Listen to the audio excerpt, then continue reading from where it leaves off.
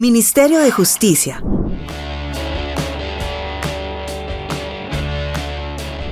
Hola a todos y a todas, espero que se encuentren muy bien.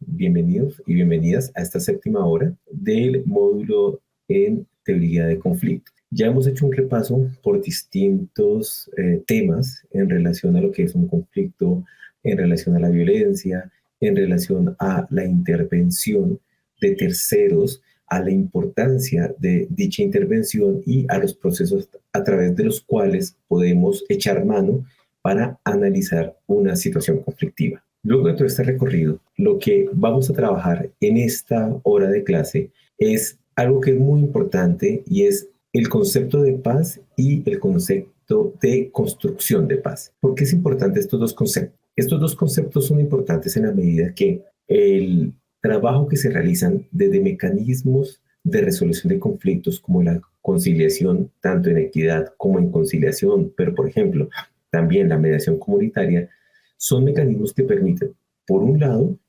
descongestionar el sistema judicial formal, es decir, que no todas las conflictividades lleguen necesariamente a una investigación a través de un sistema de justicia formal como a través de la fiscalía, jueces, etcétera. Pero por el otro lado, busca reconstruir las relaciones sociales, busca promover la convivencia, promover el diálogo entre las personas y entre los distintos personas que se encuentran y actores sociales que se encuentran en las comunidades. Es por esta razón que es tan importante que nos adentremos en lo que significa la paz y cómo se construye, pero además de ello, cómo estos mecanismos de resolución de conflictos promueven este ejercicio. Es por esa razón que el día de hoy vamos a tener un recorrido en torno a este concepto, pero también vamos a ver las complejidades del mismo. Por eso iniciemos con esta reflexión. La paz se soporta de distintas maneras en cada comunidad. Se reconoce a través de los gestos, de la interacción entre los individuos. ¿Qué quiere decir? ¿Por qué es importante iniciar por acá? La primera idea es que muchos autores, como por ejemplo Jean-Paul Lederach o por ejemplo Galtung o Vicent-Fisas, han demostrado que cuando hablamos de paz tenemos que tener como una suerte de dos niveles para comenzar a hablar de dicho concepto. Un primer nivel, que es una paz, se podría llamar general, y ya la vamos a ver con mayor detenimiento, que es la idea general que tenemos de paz, es decir, que todo el mundo viva bien, que no hayan violencias, que no hayan procesos de injusticia, estructuras que devengan en tratos crueles e inhumanos para las personas, etc. Esa es una paz general. Pero también hay una suerte de paz, de idea de paz, que es construida de manera contextual, es decir, una idea de paz que surge de la interacción colectiva de los individuos. Y esto es muy importante tenerlo en cuenta porque, por ejemplo, Lederach tiene un libro fantástico que se llama La imaginación moral.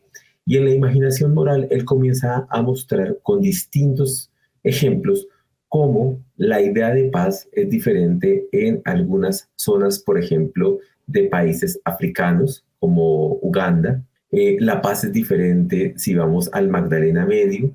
La idea de paz él demuestra cómo, por ejemplo, en Irak, en algunos sectores es distinto, dependiendo de los actores involucrados, pero también de las condiciones de injusticia y de violencia en la que se encuentran inmersos. Es por esta razón que la paz es un concepto que se construye colectivamente. Claro, ahora bien, no es una idea que sea totalmente gaseosa, ambivalente y que la paz resulte siendo cada cosa que se le ocurra a una persona. Por supuesto que no podemos llegar a trivializar la idea de paz. Sin embargo, lo que han demostrado estos autores es que para entender la paz tenemos que entender el contexto social.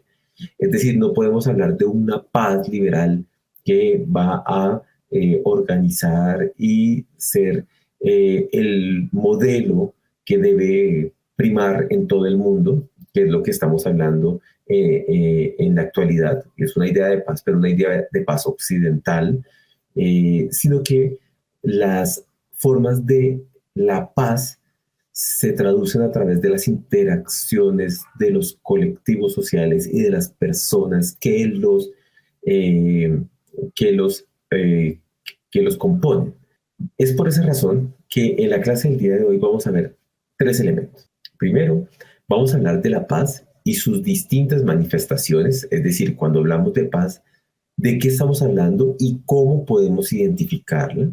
Segundo, vamos a hablar de la idea de construcción de paz. Y tercero, vamos a hablar de un concepto que es muy importante, que es la no violencia. Estos tres elementos que vamos a trabajar el día de hoy nos deberían permitir a todos y a todas identificar el poder transformador que tienen los mecanismos de resolución de conflictos, el poder de transformación y de intervención en las relaciones sociales y comunitarias que tienen, por ejemplo, la conciliación, y cómo elementos como la conciliación ayuda a fortalecer los mecanismos sociales, los mecanismos comunitarios y la manera en que los ciudadanos y las ciudadanas interactúan entre sí. Iniciamos entonces con la paz. Cuando hablamos de paz, especialmente en Colombia, tenemos que diferenciarla de una situación que es la guerra.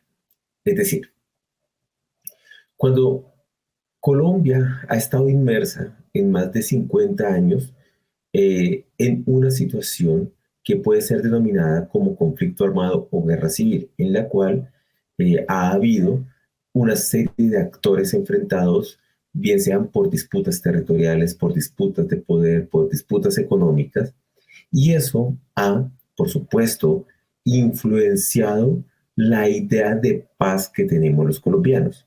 Entonces, cuando hablamos de paz en Colombia, la gran mayoría de colombianos entienden paz como que cese la violencia y desaparezcan los actores armados. Entonces, para muchos y muchas, la paz, perdón, significa que desaparezcan los grupos generadores de dicha violencia. Y entonces reducimos la paz a un solo ámbito, al ámbito relacionado con el silencio de los fusiles. Pero cuando lo miramos en la teoría, cuando lo miramos en la vida práctica, la paz va más allá de silenciar los fusiles. Es decir, la paz, la idea de paz no se reduce exclusivamente a que no haya violencia organizada, que no haya violencia por parte de grupos que afectan a la población. Por supuesto, es importante, ni más faltaba. Pero la idea de paz no se reduce simplemente a eso. Simplemente, por supuesto, entre comillas, ¿no? Sería un gran avance para Colombia si lográramos erradicar ese ejercicio de violencia. Por esa razón, lo primero que se nos viene a la cabeza es que la paz es la ausencia de guerra. Entonces, primera idea, fuerza. La paz no se reduce a que no nos matemos. Y perdón decirlo de una manera tan clara, pero sí es importante para que tengamos como una mayor ubicación en el marco conceptual. Entonces, la paz no es sinónimo a que no hayan fusiles y que no nos matemos. Primera idea, la paz no es eso. Pero segunda idea muy importante, la paz no es que no hayan conflictos. Recordemos, como lo hemos dicho desde la primera clase, los conflictos hacen parte de la vida social y comunitaria de los países, de los colectivos. Como hacen parte integral de la vida social, de la vida colectiva, no podemos pensar una vida colectiva, una vida social sin conflictos. Es decir, como los conflictos son connaturales a la vida en sociedad, no podemos decir que la paz es que no existan dichos conflictos. Si hiciéramos eso, lo que haríamos era poner una vara tan alta y poco sana en la sociedad que sería casi imposible alcanzarla. Porque imaginemos todos y todas que el ideal de una paz es que no hayan conflictos. Como es algo natural en la sociedad, entonces nunca vamos a alcanzar un estado de paz. ¿Por qué? Pues porque siempre van a haber conflictos. Entonces, primera idea, la paz no es que no nos matemos, la paz no es que no haya guerra. Segunda idea, la paz no es que no hayan conflictos. Estas dos ideas para nosotros como colombianos y colombianas es muy importante tenerla en cuenta. ¿Por qué? Porque a veces nuestros indicadores de medición en torno a la paz es que como hay un tipo de violencia, entonces ya no estamos en paz, como hay un tipo de conflicto, ya no estamos en paz. No, la paz es un concepto más complejo aún. Incluso es más complejo que la violencia.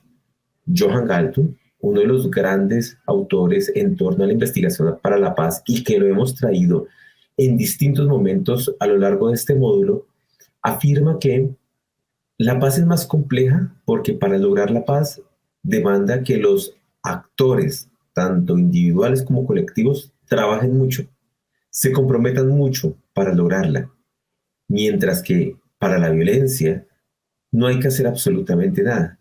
Inclusive con nuestra omisión o con nuestro desinterés, la violencia se puede reproducir.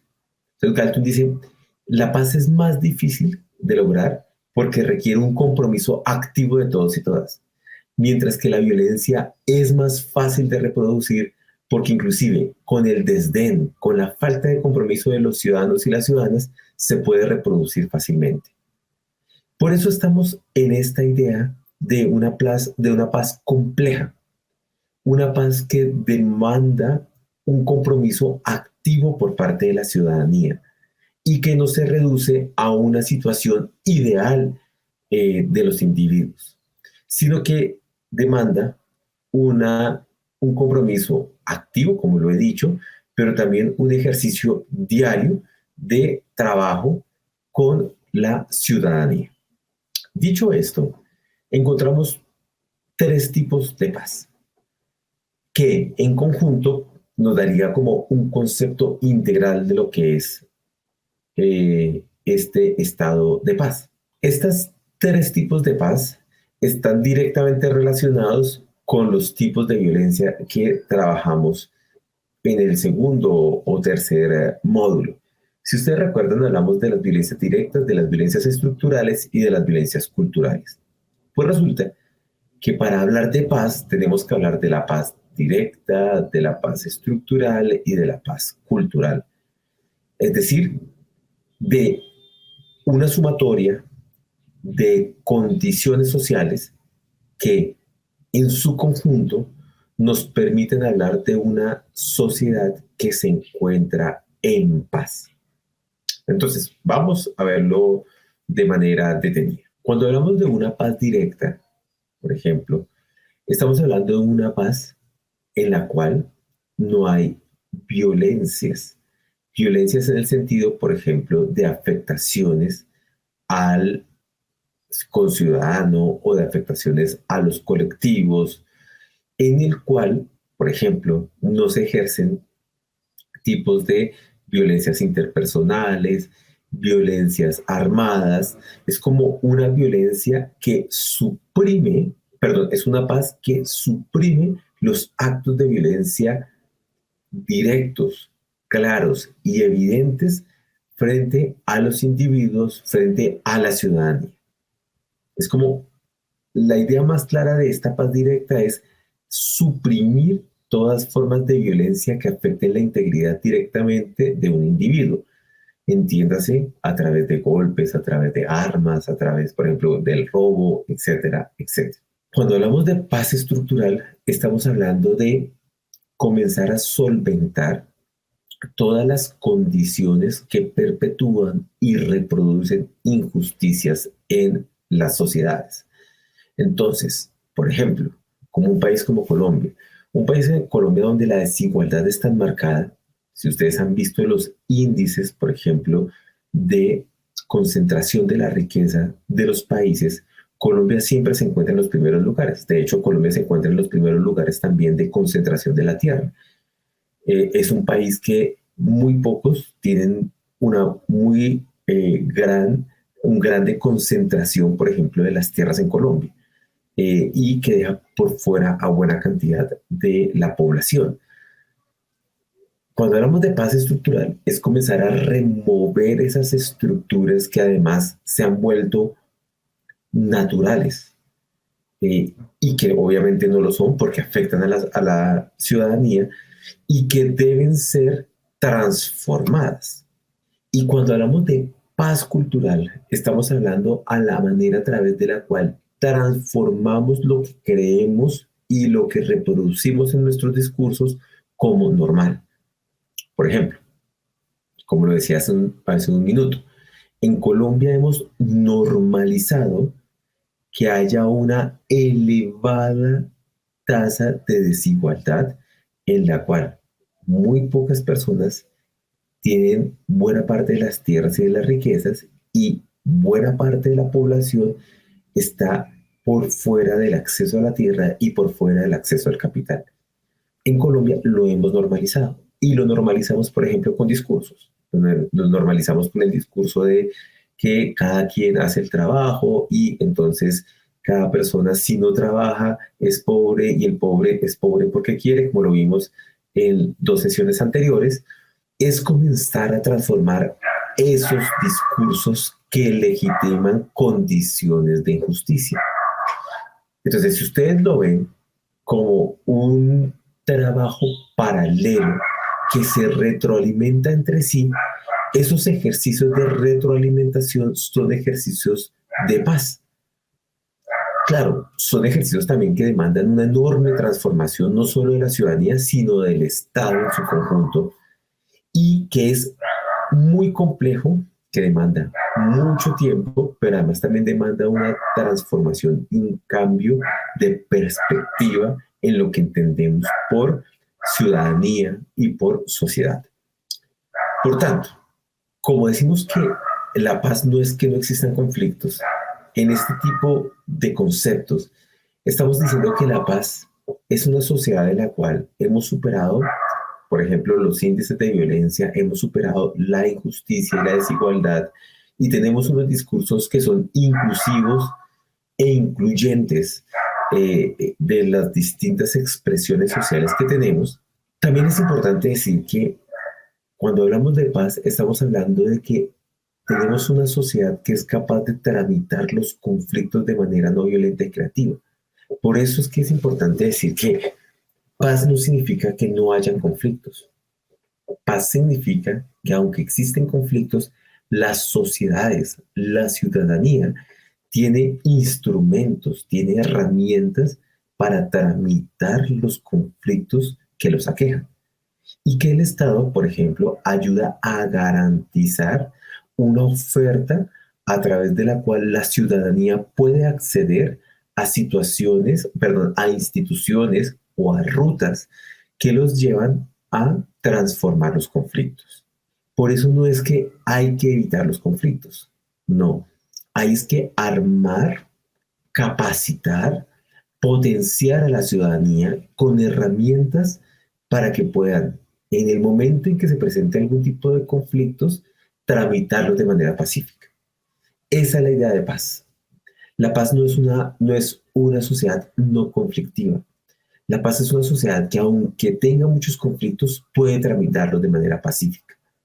Ese es como el gran indicador que nos permitiría pensarnos en una sociedad que está en búsqueda de la paz. Y es que paulatinamente se están construyendo herramientas para la tramitación de conflictos.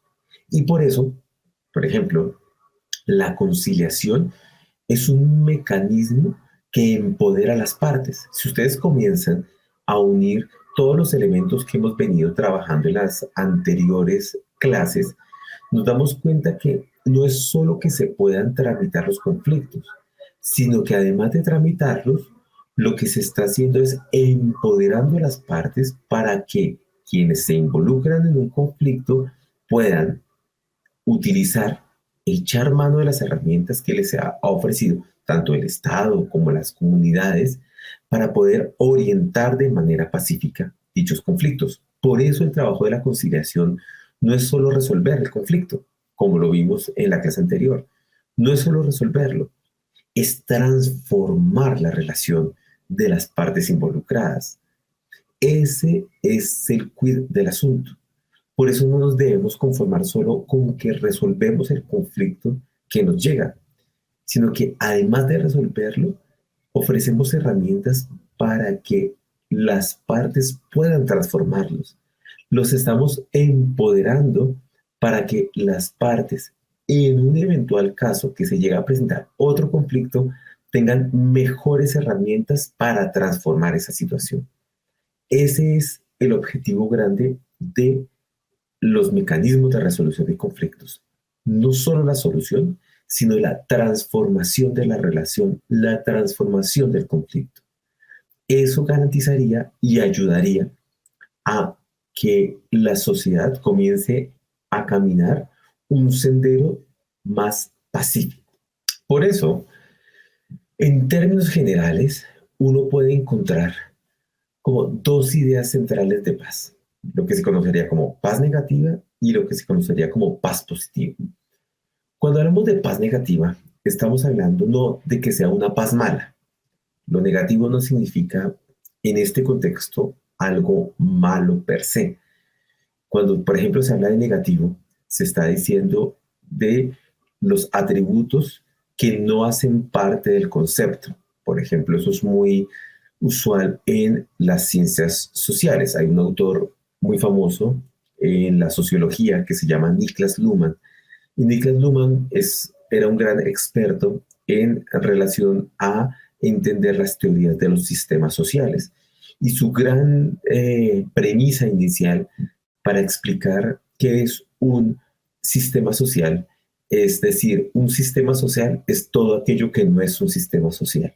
Es decir, una definición negativa del fenómeno, que no negativa significa en este contexto algo malo. Pasa lo mismo con la paz negativa. Cuando hablamos de paz negativa, estamos haciendo referencia a una situación en la cual no hay guerra, hay ausencia de guerra en un país. Pero ojo, no quiere decir que esté mal o que no haya paz en ese país. Solo se está diciendo, en este país no hay una condición de guerra. Es decir, usualmente los países tienen muchas dificultades, especialmente los países de América Latina, en nuestro contexto particularmente Colombia, y comenzamos a mirar que la paz tiene como dos tipos de alcances. En nuestro caso, que no haya guerra nos remitiría a una situación de paz. Claro, no es la paz ideal que quisiéramos alcanzar, pero es un tipo de paz al fin y al cabo. ¿Y por qué les digo esto? Que es muy importante en el análisis de las condiciones de paz y de transformación de conflictos. Porque para muchas personas, y es muy entendible, Colombia y el contexto social en el que nos encontramos es un contexto en extremo violento y no vemos posibilidades de transformación y no vemos tampoco posibilidades de reconocer los avances que se han presentado en el país. Por ejemplo, en este momento, por supuesto, Colombia está en una condición de alza de nuevo la violencia, pero no hemos podido identificar que en años anteriores hemos tenido avances y esos avances han despertado la conciencia, por ejemplo, social, en los cuales nosotros y nosotras tenemos cada vez más alto los límites de lo permisible, por ejemplo, en la violencia. Eso antes no era tan claro en Colombia. Entonces, cuando hablamos de paz negativa, estamos hablando de una situación en la cual no hay guerra, pero existen otras condiciones que afectan a la ciudadanía. En otras palabras, la paz negativa es simplemente que no hayan confrontaciones armadas en un país, pero pueden existir un sinnúmero de factores asociados de injusticia, de afectaciones, desigualdad, discriminación que persisten en una sociedad. ¿Esto qué quiere decir? Que a pesar de ello, aunque la sociedad no tenga una violencia organizada por parte de la guerra, sí tiene problemas. Entonces, primera idea, paz negativa. La paz negativa no es una paz mala, es que no hay una guerra en un país. ¿Listo? Segundo, En contraposición, teóricamente, hay una paz más completa, una paz que tiene mayores alcances y mayores condiciones. Y eso se conoce como la paz positiva. Cuando se habla de paz positiva, es una paz más amplia, porque no se contenta, si me permiten la expresión, simplemente con que no haya guerra. Y simplemente lo digo entre comillas porque además Colombia está intentando constantemente durante los últimos 30 años llevar a cabo procesos de paz y procesos de finalización de las confrontaciones armadas. Entonces no es tan sencillo. Pero digamos que no se conforma solo con que no haya guerra, sino que la paz positiva es que haya ausencia de violencia en las condiciones sociales, en las necesidades básicas de las personas, en las condiciones como viven su vida colectiva y su vida social. Esa paz positiva es una idea que en las ciencias sociales se conocen como tipos ideales. ¿Qué quiere decir tipos ideales? Son construcciones teóricas que nos ayudan a analizar las realidades, pero que tal vez necesariamente no se puedan encontrar en la vida real, en la vida práctica. En otras palabras, utilizamos un concepto como la paz positiva, le ponemos todos los atributos de lo que sería lo ideal para alcanzar la paz, pero no quiere decir que tal vez se encuentre en la vida real, sino que es una suerte de ideal, por eso el tipo ideal, que nos permite aspirar a las distintas sociedades a lograr llegar lo más cercano a lo que indica. En otras palabras, si bien es cierto, tal vez no se puede encontrar con todas sus características en la vida real, sí es un ideal que podemos construir. Y la idea, esa idea de paz como tipo ideal, nos permite analizar qué nos falta para lograrla. Entonces, cuando hablamos de paz positiva, estamos hablando de todos estos condicionamientos que tal vez se encuentran en la vida práctica. Por ejemplo, países como Finlandia, Islandia, Noruega, tal vez sean países que tienen las condiciones más cercanas a lo que es la paz positiva, porque no tienen guerra, porque además tienen casi todas sus necesidades sociales, ciudadanas resueltas. La gente, los niveles de desigualdad son extremadamente reducidos, tirando a cero, y tal vez Colombia, pues estamos bastante lejos de esa paz positiva.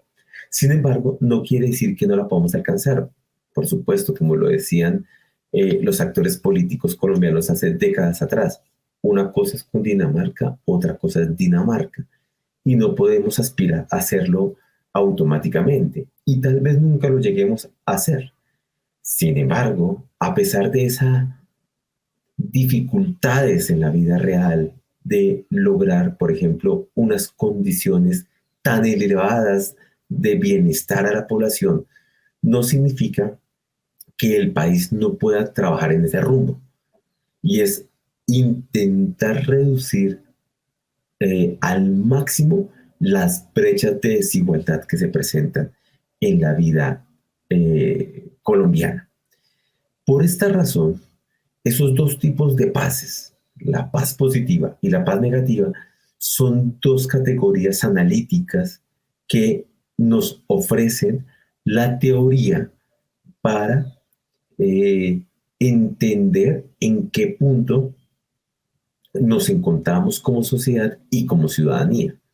Y por eso los mecanismos de resolución de conflictos son tan importantes, porque si bien es cierto, como ciudadanos y como personas interesadas en la formación para resolver conflictos, no estamos en condiciones de transformar todas las estructuras generales, por ejemplo, del país. Sí es cierto que los procesos de resolución de conflictos a través del empoderamiento ciudadano ayudan a transformar las prácticas conflictivas y de trámite de los conflictos de las ciudadanías. Por eso es tan importante apostarle a la resolución alternativa de los conflictos, porque esas formas de resolución ofrecen otros caminos a los y las ciudadanas para que en el momento en que se presenten situaciones de tensión social, la violencia no sea una alternativa legítima a la cual se pueda recurrir. Recuerden cuando hablamos de la violencia en el marco de este módulo de teoría de conflictos, les comentaba que uno de los indicadores de un país que ha estado muchas décadas en guerra es que hemos paulatinamente legitimado la violencia como un recurso plausible para solucionar nuestras diferencias. Uno de los grandes retos que tenemos como sociedad colombiana, y los mecanismos de resolución de conflictos ayudan mucho en esto, es comenzar a desactivar la violencia como un instrumento posible para resolver conflictos. Es decir, que nosotros como colombianos y colombianas no tengamos en nuestro abanico de posibilidades para resolver conflictos a la violencia. Que la violencia no se presente como una alternativa. Y eso es un trabajo que pasa por los mecanismos. Es decir, que los mecanismos comienzan a demostrar que pensar la resolución de los conflictos a través del diálogo es una vía eficiente para superar las diferencias y los choques de intereses entre las partes. Ese es el gran reto. Entonces, claro, cuando nosotros leemos y explicamos la paz positiva es el cambio de las estructuras, el cambio de las diferencias, pues a nosotros como ciudadanos de a pie, pues automáticamente nos desincentiva. Porque, por supuesto, no tenemos nada que hacer con unas estructuras supremamente grandes, económicas, que se escapan de mi capacidad de intervención. Son estructuras que tienen décadas, que son reproducidas y que son protegidas por un statu quo que no quiere en lo absoluto que se transforme. Entonces, eso puede desincentivar a nosotros como ciudadanos, nos puede desincentivar porque nos impide el actuar. Sin embargo, si observamos que no es solo transformar esas enormes estructuras lo que nos orientaría a la paz, sino que además de transformarlas, podemos comenzar a intervenir en la vida diaria de las comunidades, de la sociedad, de los individuos, para comenzar a transformar prácticas cotidianas en torno a las conflictividades. Eso es una meta más alcanzable, más asequible a la ciudadanía. Por eso la paz no es una cosa o la otra, sino es la suma de todas las acciones que nos deben permitir construir unos procesos pacíficos. Por eso, aquí en esta diapositiva que les estoy mostrando, esa persona que está en la mitad es Johan Galtung. Johan Galtung falleció el año pasado.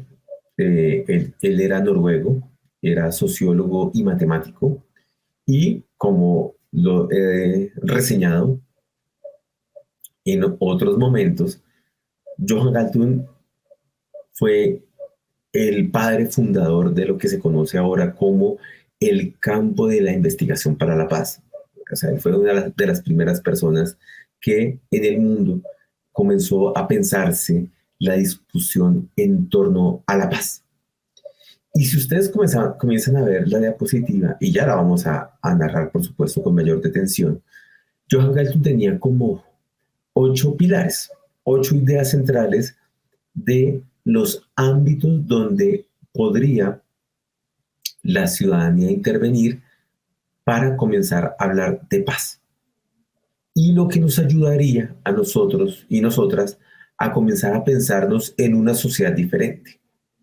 Es decir, estos pilares lo que nos ayuda es como a aterrizar todas esas ideas gigantescas de lo que es la paz a efectos y elementos más concretos de la vida en sociedad. Entonces, miren, por ejemplo, primero, cuando se habla de paz positiva, se está hablando al buen funcionamiento del gobierno.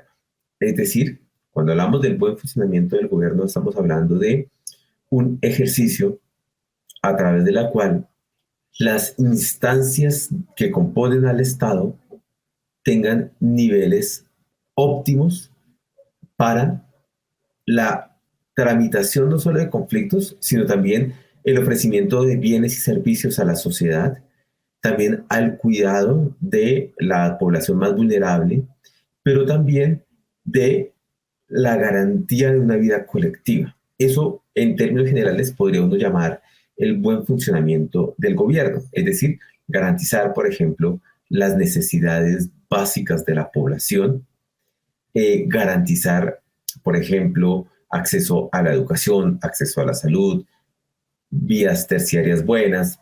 Eso es buen funcionamiento del gobierno. Ese sería uno de los primeros pilares. Entonces, lo que diría Galton es, listo, vamos a hablar de paz positiva, perfecto. Hablemos de cómo funciona el gobierno.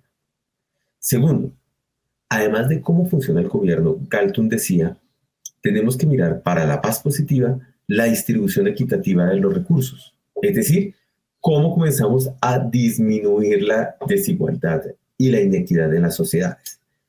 En alguna clase, en la clase, si mi memoria no me falla, número 5, que hablamos de desigualdad y pobreza, yo les contaba que existía un sociólogo, Tibor, sueco, que hacía referencia a los indicadores de cómo la desigualdad mata. Y que Tibor es de las pocas personas en el mundo que se ha puesto a hacer y a sistematizar cómo los niveles de desigualdad afectan directamente la expectativa de vida de las personas. En otras palabras, que la desigualdad no es solo un discurso de decir la gente es pobre porque quiere y le da pereza trabajar, sino que demuestra que la inequidad en la distribución de acceso a los recursos afecta directamente no solo la calidad de vida de las personas, sino la expectativa de vida. Es decir, no es solo que la persona viva mal, también es que vive menos.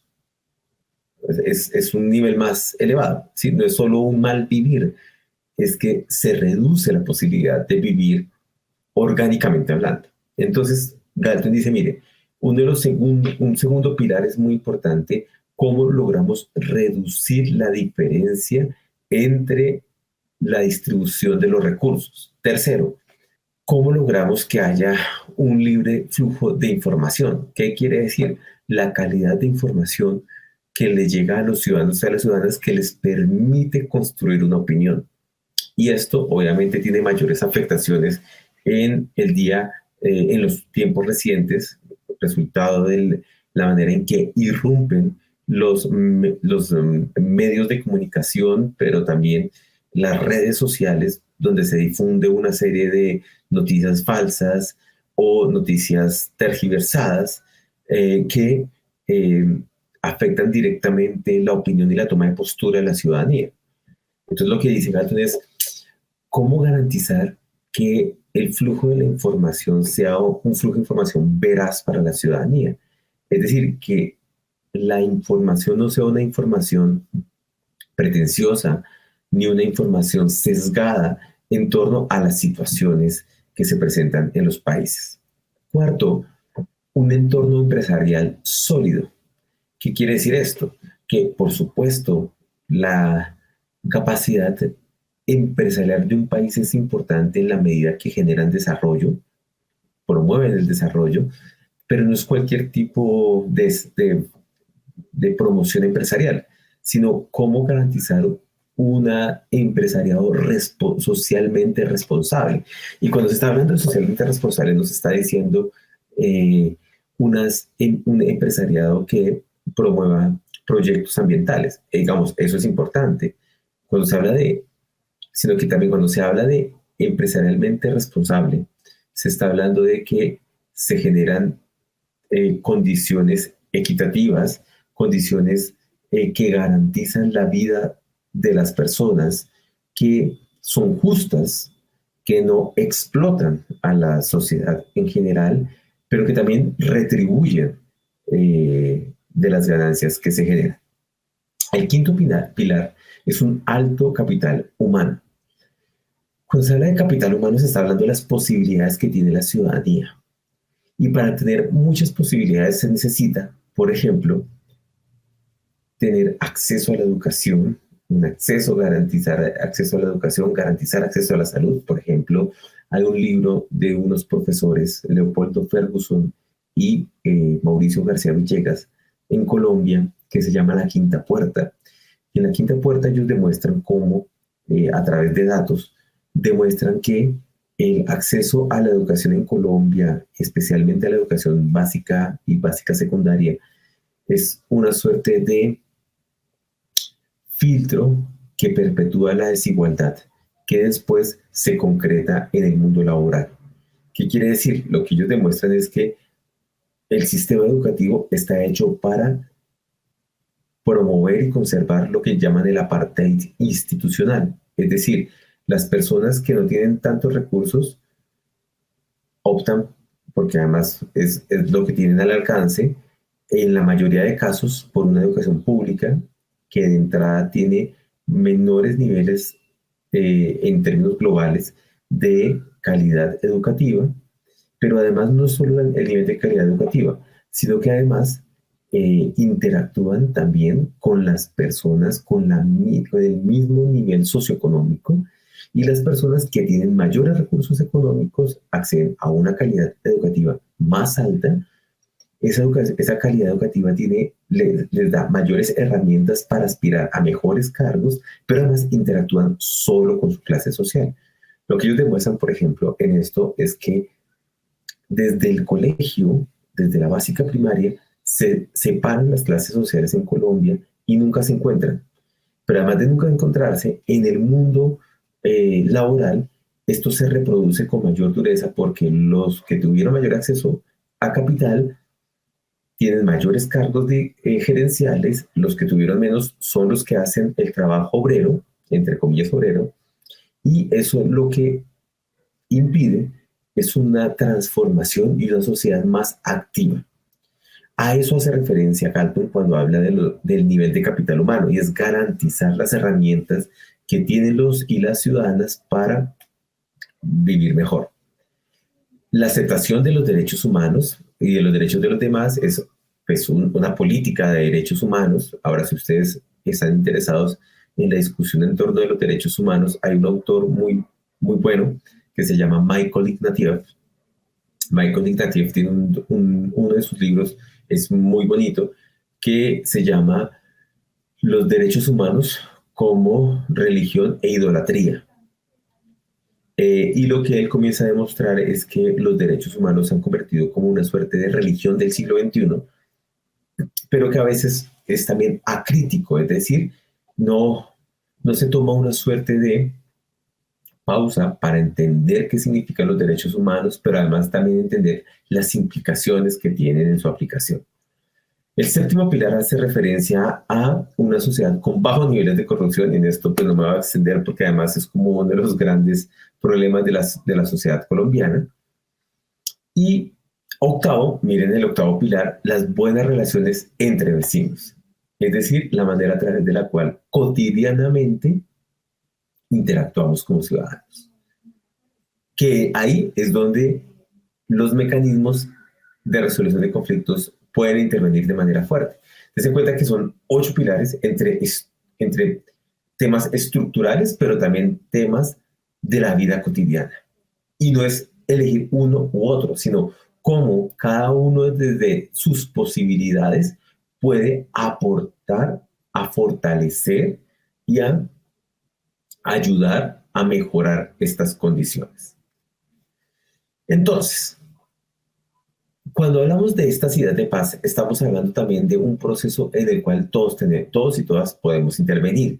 Eso es lo que significa construcción de paz. Y es que comenzamos a hablar de un proceso, que la construcción de paz no es una meta, la construcción de paz es un proceso.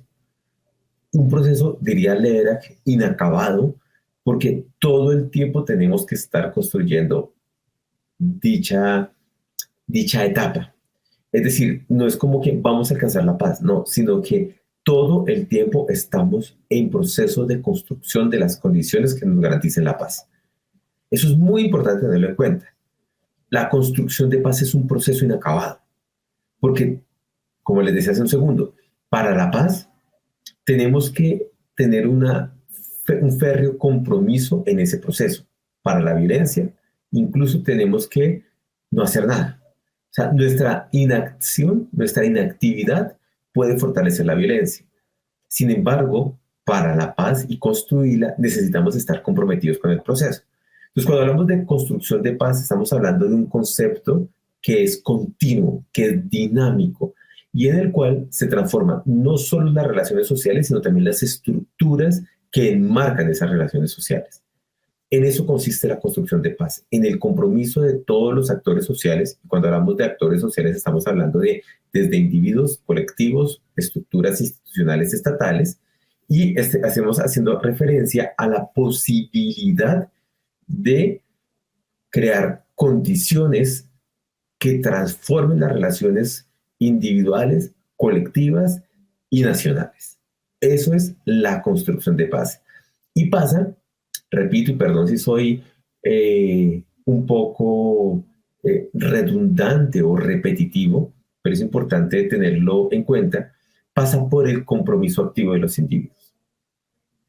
Aquí, por ejemplo, Galton dice algo que a mí me parece muy bonito, y es que la paz y la construcción de paz implica la interacción de las Ds, entre comillas: desarrollo, derechos humanos, democracia y desarme. Me parece una idea muy bonita de Johan Galtung porque puede resumir todo lo que hemos hablado de paz.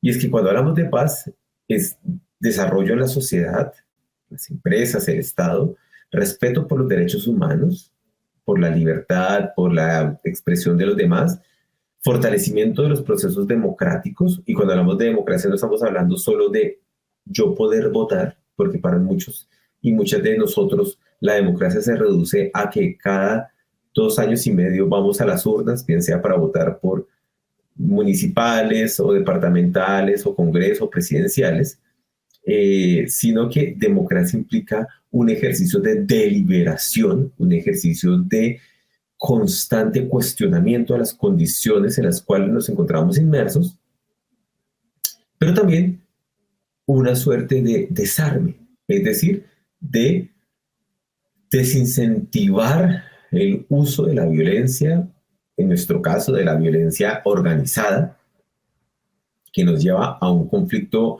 o bien armado o a una condición de afectaciones del crimen organizado extremadamente amplias en el territorio nacional. Y todo esto en conjunto nos debe permitir la transformación y el fortalecimiento de los espacios donde se generan los procesos societales. Ahí están metidos los mecanismos de resolución de conflictos, porque justamente estos mecanismos de resolución de conflictos que intervienen en el cara a cara ciudadano son los que deben permitir la transformación de las condiciones de abajo hacia arriba para la paz. Por eso es tan importante el trabajo que se realiza cuando se hablan de mecanismos alternativos, porque estos mecanismos justamente lo que permiten es que, más allá de aspirar a transformar la estructura general del Estado, lo que plantean es que con su intervención paulatinamente van transformando la vida práctica de los individuos. Y como vimos en la anterior diapositiva con Galtung, cuando vimos los 8 pilares, no es elegir un pilar por otro, sino que los 8 pilares en conjunto es lo que nos permite hablar de paz y de los procesos de construcción de paz. Y para esto, para hablar de paz, es importante hablar de algo que es muy llamativo y es la no violencia. Cuando hablamos de la no violencia, yo creo que a todos y todas se nos viene una imagen a la mente. Y la imagen es Galtung, perdonen ustedes, es Gandhi. Si para muchos en nuestro imaginario colectivo, la imagen de Gandhi es la imagen que resume lo que es la no violencia, ¿no? Es una persona que además ayuda en el proceso de independencia en la India, etc. Pero resulta que cuando uno habla de no violencia, en el imaginario colectivo, la no violencia es como no hacer absolutamente nada para muchas personas en el imaginario. Entonces comienza la gente a decir, yo soy no violento. ¿Y por qué es no violento? Porque no hago nada. Lo primero cuando hablamos de la no violencia es que tenemos que decir qué no es la no violencia, es decir, otra definición negativa en el marco de las ciencias sociales. Así como cuando el ejemplo de Niklas Luhmann, ¿qué es un sistema social? Todo lo que no es un sistema social, así como la paz negativa. ¿Qué es la paz negativa? Es la ausencia de guerra, pero es paz al fin y al cabo. La no violencia no es, por ejemplo, una utopía imposible. En otras palabras, la no violencia no significa algo que nunca vamos a alcanzar, pero qué chévere hablar de ella. No. La no violencia no significa pasividad, no significa no hacer nada. ¿Ven? La no violencia no significa que es algo impracticable, es decir, es algo tan bonito, pero que no se puede llevar a la vida práctica. La no violencia no es impotencia, la no violencia no es algo que yo no pueda realizar. Algo muy importante, la no violencia no es indiferencia, porque en muchas ocasiones las personas consideran que no hacer nada ya es un aporte para la paz. Y lo que dirían estas teorías es no. Es decir, que usted no haga nada no lo vuelve más pacífico. Inclusive, el no hacer nada lo que puede ayudar es a reproducir condiciones de violencia. Inclusive, el no hacer nada lo que demanda es que justamente estoy siendo, entre comillas, cómplice de algún tipo de violencia.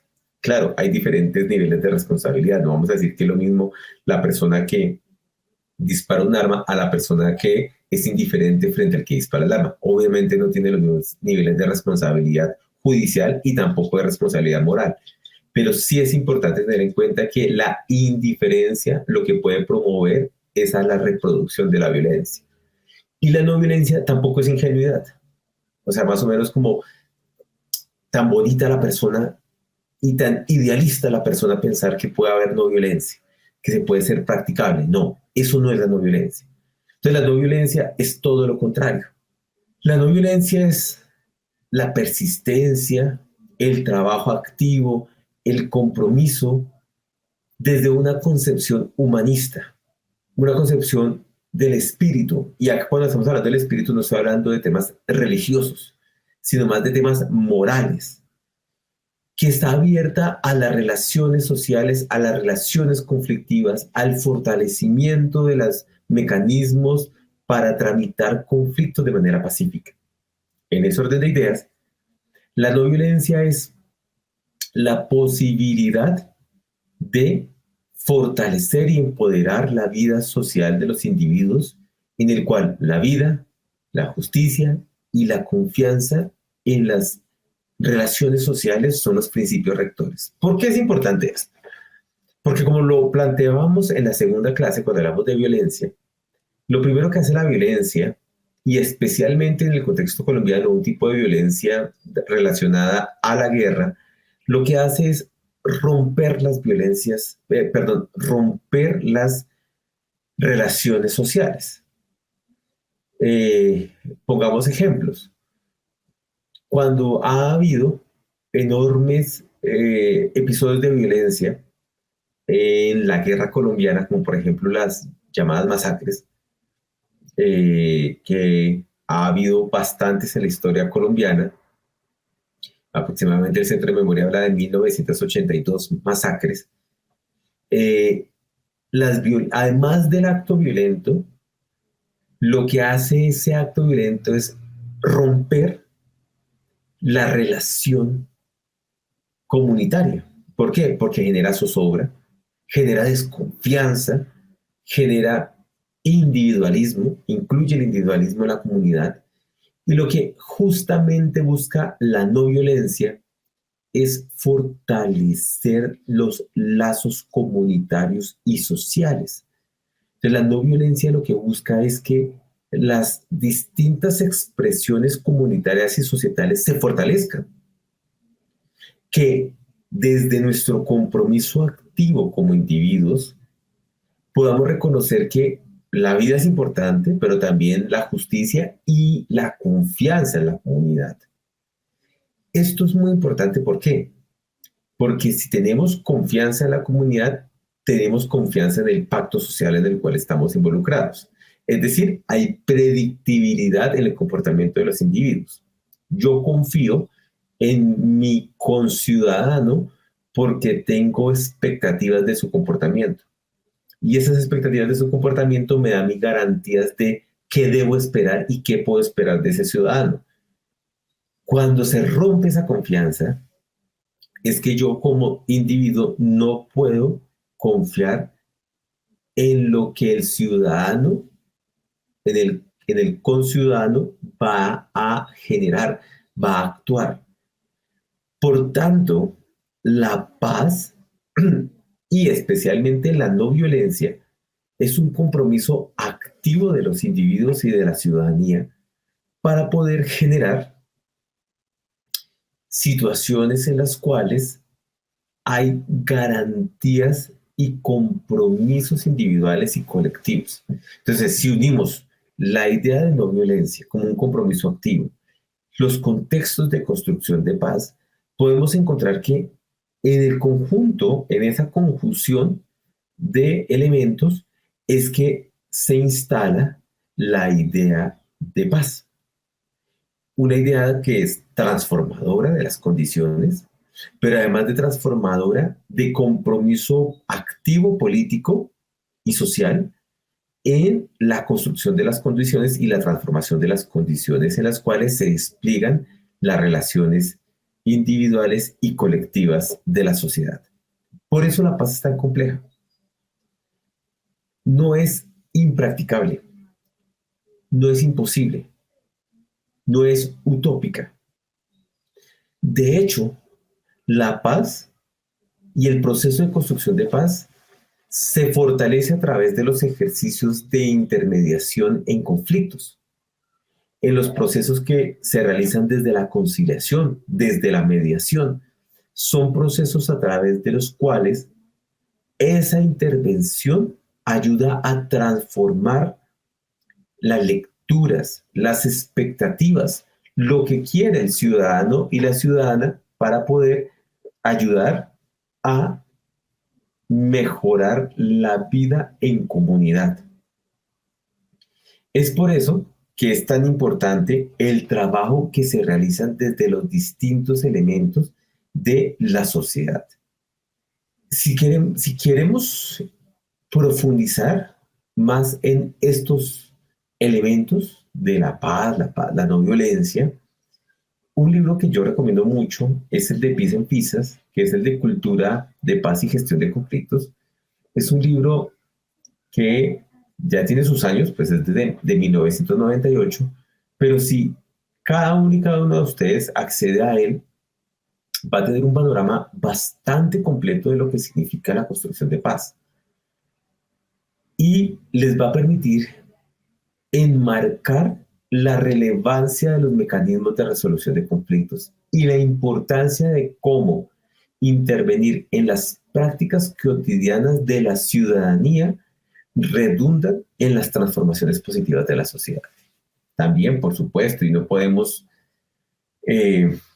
dejar a un lado el enorme aporte que hace Johan Galtung en este texto.